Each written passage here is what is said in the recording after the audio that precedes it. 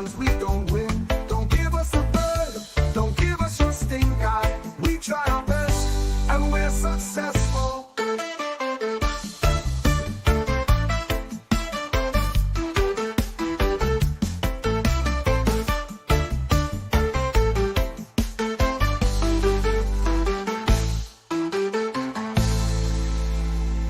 Come watch our show. Red River sponsors. It's time to start. Enjoy the show.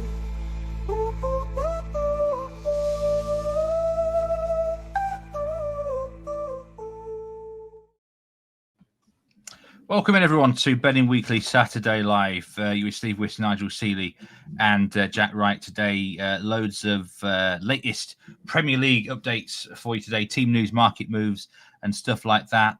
We've got a game in play right now. Brentford against Manchester United. Brentford 2-1. Perfect timing, Steve. Man United's got a penalty. Have they? Just been awarded a penalty. I was just going to say, they say never bet the early kickoff, but have either of you got involved in this match today, Nigel? I didn't pre-match. Morning to you both. Afternoon to you both. I didn't pre-match, but I bet under 4.5 goals actually. And I was watching the Ryder Cup, thinking that's sit back watching the Ryder Cup. But now Mbuma has been pulled back in the box, and it's a penalty. Mbuma will take it when he jack. Oh, but Fernandes will take it. Really, Fernandes, yeah, it should be Fernandes. Well, we've got to wait for the updates. We've got to wait for this penalty to go in, and then the Bet Rivers markets will reopen, of course. Let's see how it goes with that one. Normally, this is where we're advising a bet or not a bet, isn't it? So we'll keep our eye on this penalty. It'll probably take about 5 minutes to sort out, won't it, knowing the way that these things go. But the lineups are indeed out for the 3 p.m. local time games. And whilst we're waiting for this penalty, Chelsea against Brighton here. Chelsea are the favourites for this game, but they have been a little bit on the drift today. Jack, what is the lineups for this fixture? Cole Palmer, obviously, we knew he was going to be ruled out. That's a big blow for Chelsea, isn't it? It is indeed, yeah. We sort of know he's their talisman, really knits everything together. He's out. Andre Santos comes in, so that is certainly not a like-for-like replacement. Another change in Hayter replacing Fofana at the back. Of course, Robert Sanchez was sent off last time out in the Premier League against Manchester United. He returns and goal, having served his suspension in the Cup in midweek. Reece James captains the side, but those are the two changes from the Old Trafford defeat last week. Brighton, the key news for them, if you think Brighton have got a good chance, well, they've rewarded Diego Gomez, who scored 4 goals in midweek in that Carabao Cup demolition of Barnsley. He's in the starting lineup, and he is the only change. He replaces Braden Gruder in the starting 11. And Nigel, there's been obviously a negative for Chelsea in the market in the lead up to the game. Have they now become a backable price, do you think? Just keeping up there. There's a VAR decision on this penalty now. It looks like Mboma might have gone down. I don't know if it's going to be overturned. Just wait and see. They're checking. It has been. I'm not sure what's happening. They're waiting for the VAR. Anyway, with regards to Chelsea, it's the second week in succession that Chelsea have been the negative with the bet. No, it's going to get a penalty. Fernandes is taking it. It's the second week in succession. Last week there was a big negative for Chelsea against Manchester United, and the money to oppose them was absolutely spot on. And today, when we did the Premier League show, -141 was the price for Chelsea. Now -117. That's quite a big move. Brighton into +295 the time, +280. So the market is negative towards Chelsea. I think this is a massive match for Rescue. I think he's under a little bit of pressure there at Chelsea. And they've got to get a result. Without Palmer, without their main choice goalkeeper, I don't think I'll be betting them at -117. I don't. And we know what happens when Brighton, Dan Roebuck's in the chat there. Dan Roebuck says whenever they don't have the most possession, they usually win, and they won't have the most possession here. But Chelsea drifters, negative again for Chelsea. The world champions drifting again. The betting public do not want to know the world champions for the second week in succession. Real Brandon King, good to see you. Steve from Lynn as well. I'm Villa fan. Dan Roebuck is in the house. What is Dan's pick for this one? I mean, Jack, now with Chelsea at -117, would this be a bet for you, or would you be on the edge of caution with Brighton coming into town? Yeah. Do you know what? push comes to shove, it's not a game I'd want to get involved in too much on the money line, to be fair. But if push comes to shove at -117, I think I probably would take them. Brighton concede plenty of goals, no clean sheet. Only one clean sheet in their last 17 of Premier League ever presence. You're only looking at West Ham and Wolves with have been able to keep have kept fewer than that.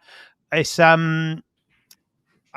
Chelsea have a very good defence, despite concerns about the keeper and that. So Cole Palmer obviously a big miss. I think Chelsea might nick this one, but again, my main lean on this is the fact that I don't think it's going to be as free scoring as it has been in recent years. Fernandes missed the pen. Wow. Missed the Big pen. news. Saved it, Keller. It's the second miss of the season. He missed against Fulham, didn't he? And Bournemouth's Bournemouth's got to be now. taking the pens Huge out. news, isn't it? That is. There'll be Cunha will be queuing up for it in Bomo. I tell you what, they're going to be all fighting over Good that save. one now. Good save this. And Boomer should have taken it. I would have thought he against his former club, and he got the penalty. Sorry to interrupt there, but I just thought I'd let you know he missed the pen. Yeah, I'm just waiting for Bet Rivers to update their odds here on the game here for Brentford against Manchester United. The market's been closed for quite some time, so we'll just have to go through to the next game. Just before we leave that behind, Steve, I'll just give you a couple of things. I mean, with that Chelsea match, I did say on the show, and I think it's really, really important that the teams in Champions League action and the Benfica match, obviously midweek, Chelsea against Benfica now takes on a real extra spice with Jose Mourinho going back to Stamford Bridge. And the other thing about Chelsea, they might be an attractive price to some people at -117. We're joking apart about them being the world champions, but they haven't lost in the Premier League at home this year. So on the calendar year, last time they lost was in Boxing Day. So the team hasn't lost the Boxing Day, now becoming a little bit of a bettable price at -117. But the market got its spill on yesterday. I'll give you the update on these matches these prices if you want them now. -250 Brentford, +1150 Manchester United, and +260 the draw. And the total goals is a 3.5 line, under 3.5 -103, over 3.5 -130. So 3.5 goal line. That's probably the most solid market in play as at the moment. 129 different markets available with Bet Rivers, and there's 13 minutes left, and obviously probably about 6 or 7 minutes injury time as well. Yeah, -132 there for over 3.5 goals. After a missed penalty, who knows what can happen? It changes the dynamics of the game. Good news for underbackers, though, that missed penalty, of course. Let's move to a match where I know you like the unders, Jack. Crystal Palace against Liverpool. I think there has been a little bit of a move towards the unders for this fixture. But Liverpool -125 to win this game with Bet Rivers. At the time of recovery checking now, actually, -125 and over 2.5 goals is at -143. Ekitike, of course, stupidly got himself suspended for this game. What is the Liverpool team news, Jack? Yeah, of course. The big news is Alexander Isak makes his first Premier League start for Liverpool today. Florian Wirtz back in the starting 11 as well after being rested in midweek. Much of the rest of the side is as you would expect. But yeah, the big news certainly for Liverpool is that Isak starts the game. It'll be interesting to see how long he lasts. Slotter's obviously talked about the fact that he probably isn't ready for 90. Much, I guess, will depend on how this game goes. For Palace, of course, Mark Gahey virtually signed for Liverpool on deadline day. He is obviously playing for Palace now against them. The big boost for them, it's been talked about whether he'd be fit or not. He trained all week, and Ismaila Sarr is fit after his thigh strain to come in to the start 11. He replaces Will Hughes, another very much not a like-for-like replacement there. So Sarr aiding the attack up there with the likes of Mateta for Palace, which I think is a big bit of news for them. Yeah, that's a big encouragement for Palace.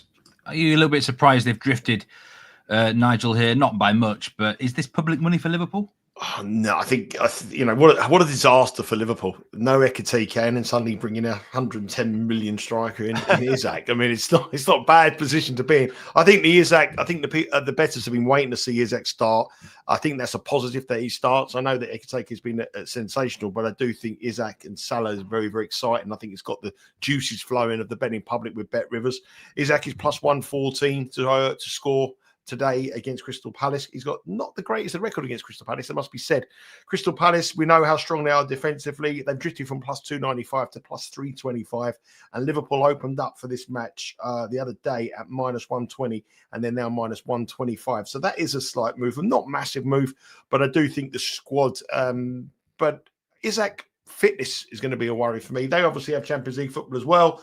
Liverpool in midweek, which is obviously a bit of a distraction. And they're playing a team in Crystal Palace who have the longest unbeaten record in the Premier League, 17 matches, including that the Community Shield draw with Liverpool at Wembley in the curtain raiser to the Premier League season. But the betting public expect Liverpool to win this.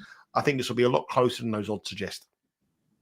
Yeah, and there's nothing that would change your opinion about the under here, Jack, either, based on the team news. No, absolutely not. My main reasoning was the fact that this Palace defence, as Nigel's talked about for probably 12 months, if not longer now, is the fact they are, I would regard as an elite force. They this season alone, they rank alongside Arsenal as far as goals conceded are concerned. You stretch that back across that period of last season, and when these three centre-backs especially played together, hardly anyone can score against them. They've got a brilliant record of clean sheets. So that's the thought process. And I think that Palace can give Liverpool a real tough game, because let's not forget, we've all talked about the fact that Liverpool haven't been at their best. Now they possibly are coming up against a side that can take advantage of that. Yeah, I agree. I really like the under here as well. Actually, it would probably be my top play of the day in the Premier League. Let's move to Leeds against Bournemouth. Now, we do know that Leeds have been backed in recent weeks, Nigel. I looked earlier this morning and they were actually drifting Leeds United, but here we go, an hour or so before kickoff. It looks like, again, there has been maybe a little bit of a nibble back towards Leeds. How has the market moves been for this match? It's bounced back. It's back to the original price of plus 195. Bournemouth stay more or less. They've drifted a little bit, but the money here has surprisingly come for the draw. The draw is it's very rare you get a line movement with the draw. And very rare you get games in the Premier League that start slightly bigger than 2-1. 225 days of draws have long gone. They're usually around 250, 260, as you'll see from the other matches on the caption that we're going to come up to. So the money here has been for a draw. And I think probably a low-scoring draw is the way the market's going as well. Under 2.5 goals is minus 121.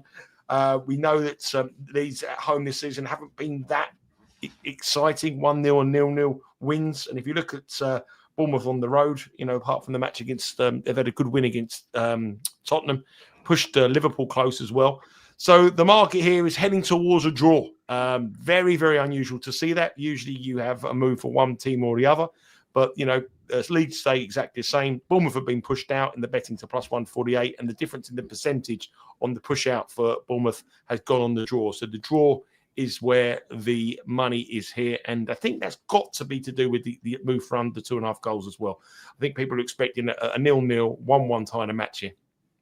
Yeah, I mean, I'm not a great fan of the Leeds 11 today, Jack. Has it surprised you or not? No, it hasn't. They won 3-1 last week at Wolves. Game over in the first half, and he's kept it the same. So Dominic Calvert-Lewin leads the line. He's been getting a lot of praise this week. So if he can stay fit, he is a good signing for Leeds, I think. And we know what he was like 2 or 3 seasons ago. If he can get back anywhere near that, he could be the guy that will fire you. Or certainly get some crucial goals for you to keep you in the league.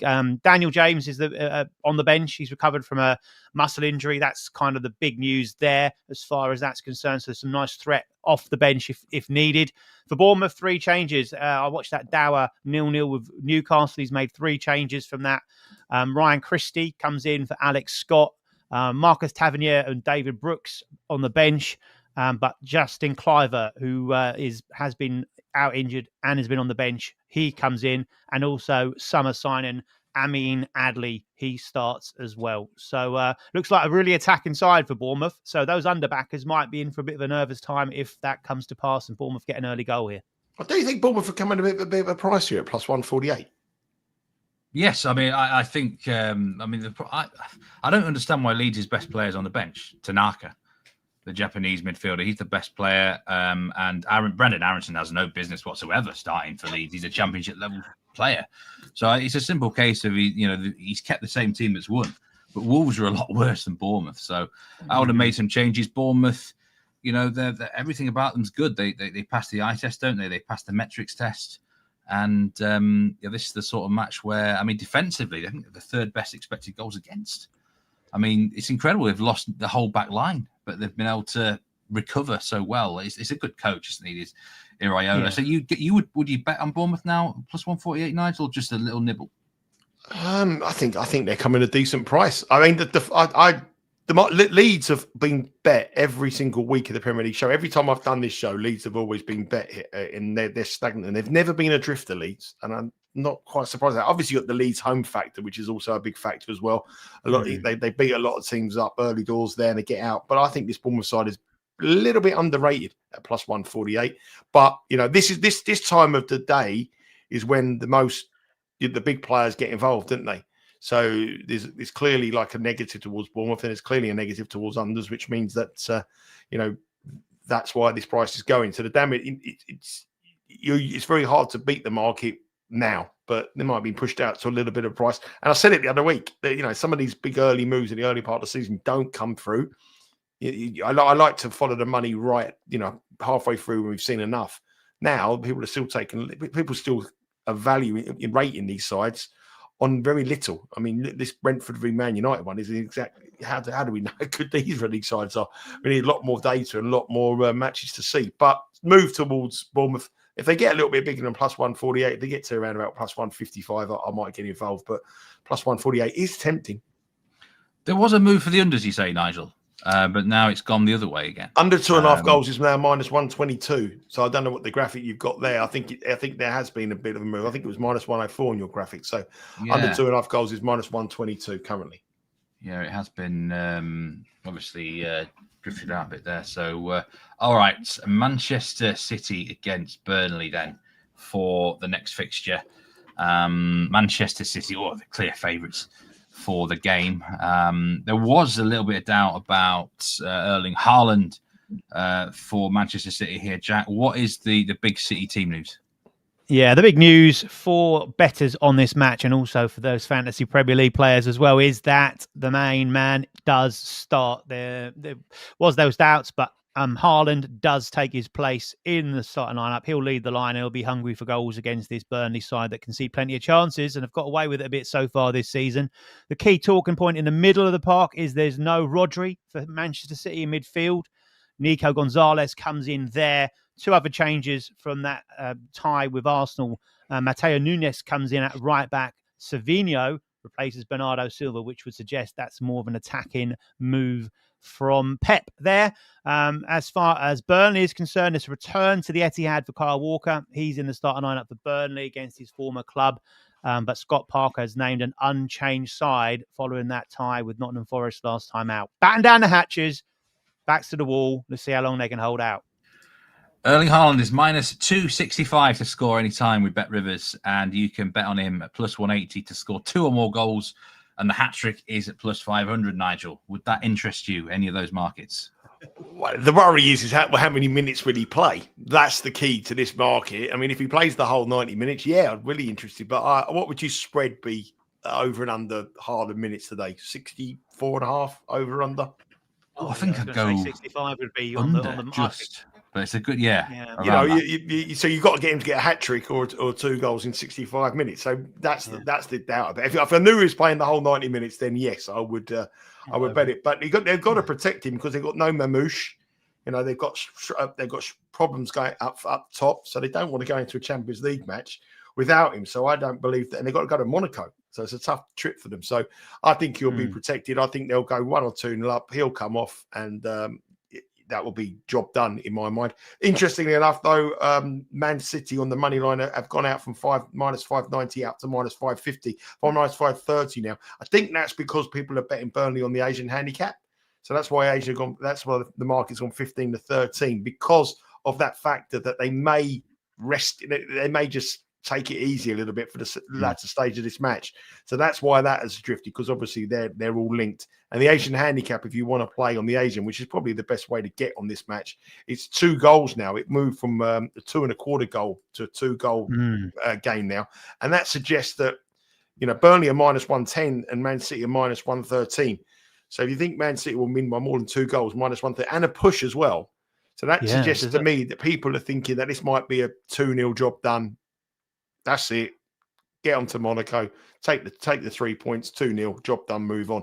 So maybe look at a correct score, 2-0 or something like that. And I know Jack's got a play in here, which will hopefully that'll be good for him as well. Yeah, I know you're both loving the win to 0 here. Burnley are odds, even money to score a goal in this game, which is obviously one of the biggest prices you'll get. But they've been offering absolutely nothing, have they? I mean, the goal line itself, has there been much movement in the goal line, Nigel, here? Because it's now at 3.25, which, I mean, there's obviously a danger City could cover it on their own. Well, they scored 2 against Man United, Burnley, but obviously this is a perhaps very different proposition here. Not really. I mean, the move here is on for the Asian handicap. So that it's gone from a 2.25 game to a 2-ball game with a level kind of -110 each kind of thing. That's quite a decent move. And obviously every Burnley market will be moved after that Asian market move. So that's where that has come for. But I would look at 2-0, 3-0 Man City. You know, I don't think they're going to kick 5-6. I think they're just going to get the job done and move on to the Champions League. Does that -2 for City, does that become attractive to you? Because I think they're not going to settle for 1, are they? And can Burnley keep them out? I think that's starting to get a free hit going.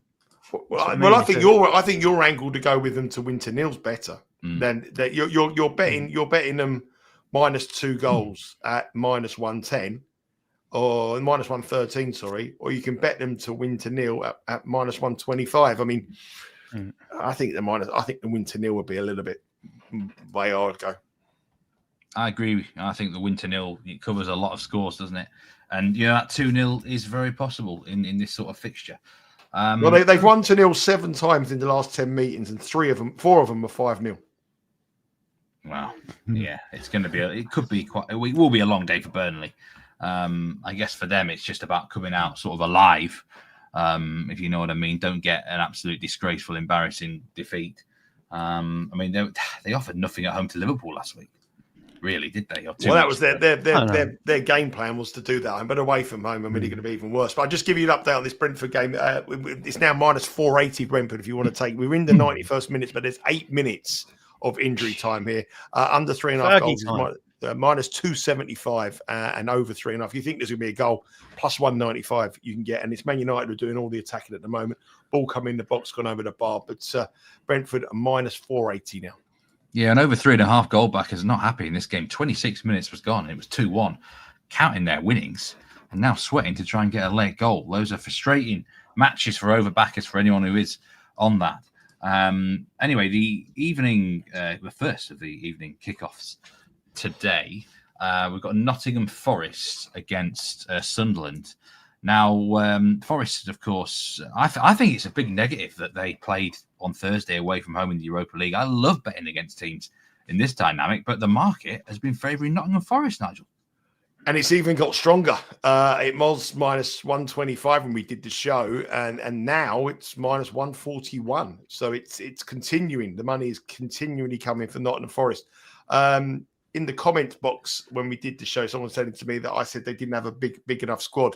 I didn't mean the fact that they haven't got squad by numbers, but they haven't got squad in experience of playing in European football like other teams like Manchester City, Arsenal, Manchester United, Chelsea have. So they're new to this, and I think it's going to be a big test. I mean, the real Betis match was a tough match. It was a draw that would have taken a lot out of them, and then to come here at home to a very, very well organised Sunderland side, I think that's a bit of a problem for them. So Ange Postecoglou is someone that I don't rate on the signing of him. I don't think it's a great appointment. I think it's changing so many things in Nottingham Forest, how they've done so quickly. Chris Wood now is starting places under threat after Jesus scored those 2 goals in midweek. Will he start? I think that's the interesting factor for Nottingham Forest fans. They're always going to go for a new approach here. And I don't think Chris Wood is the type of Ange Postecoglou centre forward. I don't think he falls into that category. I've made a case for Sunderland on the draw no bet market, and one of the reasons why was because Ange Postecoglou's record after European matches with Tottenham, who I would argue had a bigger and a better squad to adapt to Europa League football than this Nottingham Forest team, struggled after Europa League matches, and he lost to 2 newly promoted teams at home. Leicester City and I can't remember the other. It was the other one. Southampton, was it? I can't. Ipswich. Leicester City and Ipswich. So the omens aren't good for Nottingham Forest, but the money is probably been the biggest move of the day, actually. Probably the biggest negative is for Chelsea. The biggest positive is for Nottingham Forest today. That's quite a substantial move to go from -125 to -141. But I'm not buying it. Jack, have you got any inside information from the Trent there about a reason why this might be, Nottingham Forest moving in? Sunderland, is there a negative for them that you're aware of in the team news? No, not that I'm aware of. I was then have a little flick through. There's probably more negatives about Forest. The fact that Brentford had just scored. Brentford had just scored. But I think the goalkeeper's at fault badly for the goal. That's a change for Man United. Yeah, that is a change. He had a good game until this as well. It was Jensen who scored. He's made a breakaway, cut inside with his right foot, and he just took one from about 20 yards out, straight at the keeper, and the keeper should have done a lot better. But looks as though Brentford will keep their unbeaten run. Have we got Brentford wrong a little bit? Because, I've got to be honest, I really feared for them pre-season, Keith Andrews. What we've done there is seen exactly what Man United are all about. They get a decent result against Chelsea. Then they go there and put in another show, 2-0 down before you know it, miss a penalty and concede again. They've been done again at Brentford, and they are a shambles of a side. I think that that's can more pull right. out when they want to. I think Jack's absolutely right. I think it's more the fact that we may have overrated Man United. I mean, Man United were even money to win this match. I think we may have overrated Man United and the fact that Brentford are that good. I think Man United are that bad. You did call it a trap, didn't you? You said they were You said a trap. Yeah. Yeah, I mean, to be honest with you, I must admit, and he deserves the credit, on the insider, Will Wright was the first one in on the Premier League this weekend. I don't know if you noticed it. Will's quite slow on the uptake sometimes to put a bet in. But with it, as soon as that bet went up, he was the first person within 2 minutes to put up Brentford plus a half on the Asian handicap. So he's in good form on the insider. He would have got a few quid. When he looked at the bottom there and saw me and Simon Oldham down the bottom, thought, I've got to beat these two jokers. So just going back to Forest here, Jack, because I sort of made this point on the Europa League show midweek. Chris Wood, the concern is his minutes now, isn't it? For anyone backing him, even money there to score any time. Still, he's still the starter, really. But, you would think so, but there's other lads now chomping I'm not sure, to get behind him. Yeah. So, are you sure, Jack? I'm not sure. No, I was then reading actually what Ange said about it. He was directly asked who starts up front between those two, and he's given an absolutely non-committal answer saying how fabulously well the new lad's done coming in. He's obviously scored 2 goals during the week, but reiterating the fact that Chris Wood did so well last season. But he was talking historically about Chris Wood. Last season he did this, Makes you wonder, and I think you've got a striker that scores 2 goals in midweek. He's going to be banging on your door saying, why have I been dropped? The Premier League game, big game. I want to be playing. I'm scoring your goals. Keep me in the side. So he's got a real tough decision to make there. And I think he might well go with the guy that's got the form, who's got the goals, and keep Wood on the bench. So we'll see later on. But they've got a couple of injuries. Murillo's out. He's a big player for them at the back, and also Douglas Luiz pulled his hamstring or strained his hamstring in midweek as well. So he's not played loads of time, but he's a big player for them to have in the middle of the park. So there is a suspension for Sunderland after last week's red card, but they're likely to bring that Dan Ballard in replace of Reinildo. The local lad, isn't he, Ballard? I thought you meant Reinildo. Reinildo. Dan Ballard is more local than Reinildo, certainly. And he's scored some big goals for them at the back end of last season. So if he does start, watch out for him coming forward. Set pieces will be key. And I like Regis Labrise. And there's an interesting comment there. Go onto our YouTube channel, look in the comment section of the Premier League show, and someone's done a big breakdown of Regis Labrise and his kind of tactical nous and how he triggers presses, etc. So that was quite interesting to read. So some real good input coming on that channel. I'm just going through the comments here. Blinker God said, Haaland for a brace. Steve from Lynn agrees. Kruku. We won't be covering the La Liga and Bundesliga today. Bundesliga matches are just about to kick off. There's a Serie A match live now. And the La Liga game. I completely forgot about that match, actually. Getafe Levante 1-1 after 67 minutes. Dan Robo, how on earth were United at evens? There you go. Yeah, if you listen to the Premier League show, I don't think anyone would have been betting on Man United for this game. And absolutely right, Steve from Lynn. Will White, with that newsletter hit on the insider, hopefully we can get a lot more winners on that. The late evening kickoff is 3 p.m. Eastern time, Tottenham against Wolves.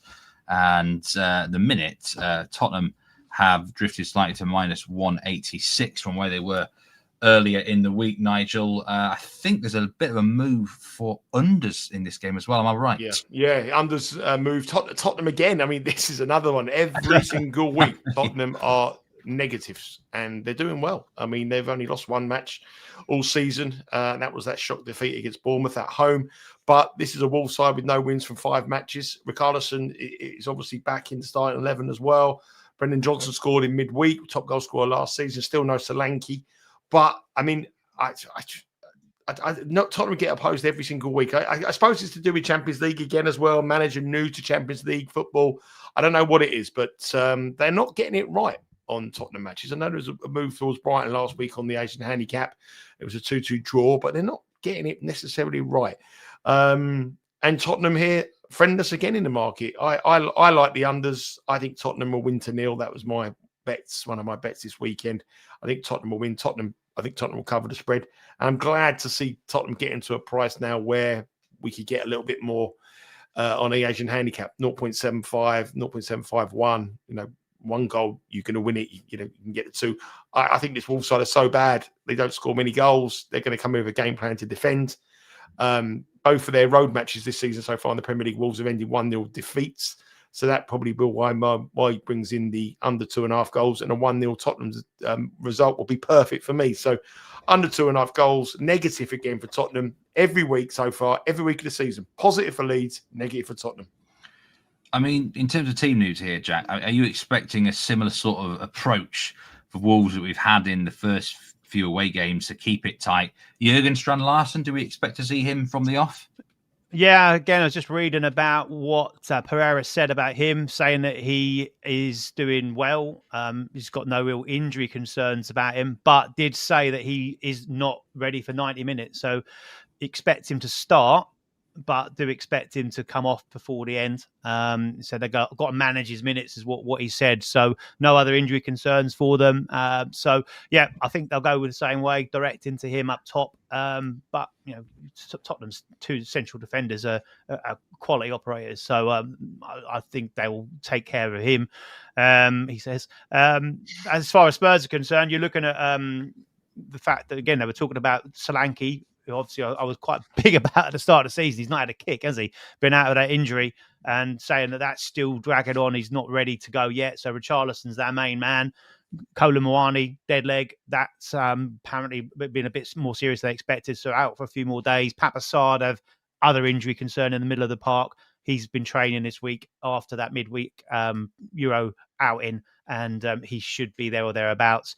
Be interesting to see if Xavi Simons comes on or starts. Sorry, this one. He's a real interesting one for me. He could be a game changer in this type of game with his dribbling abilities and creativity. So loads out for Spurs, but they've still got those real good key players that we talked about have done well for them at the start of the season. So I expect them to win and keep the back door shut against. I still think it's a pad above Wolves side.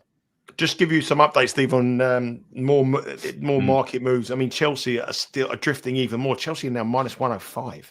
They moved to one. Actually, then they come back to minus 110. Actually, hit one at minus 105. Now minus 110. Chelsea were minus 141 on Thursday. Brighton were plus 340. They're now plus 280.